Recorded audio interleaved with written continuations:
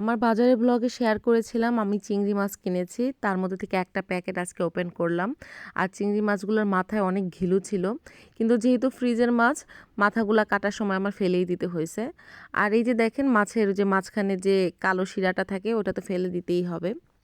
চিংড়ি মাছ কার কার পছন্দ বলেন তো? আমি না ছোটোবেলায়, একদম ছোটোবেলায় চিংড়ি মাছ খেতাম না, আর এখন তো চিংড়ি মাছ খেতে ভালোবাসি। লাউ অনেকেই ছোট করে কাটে, বড় করে কাটে লাউ চিংড়ি রান্না করার সময়, কিন্তু আমি একটু মিডিয়াম সাইজে কেটেছি। এই আমার মাছগুলা, যেগুলোর একটাও মাথা আমি রাখতে পারিনি।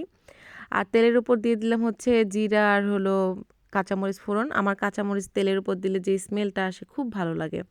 চিংড়ি মাছ বেশি ভাজতে হয় না, এটা কিন্তু আমরা সবাই জানি, আদারওয়াইজ শক্ত হয়ে যায়। আর লাউ চিংড়ি রান্না করার সময় বেশি মশলাও দিতে হয় না।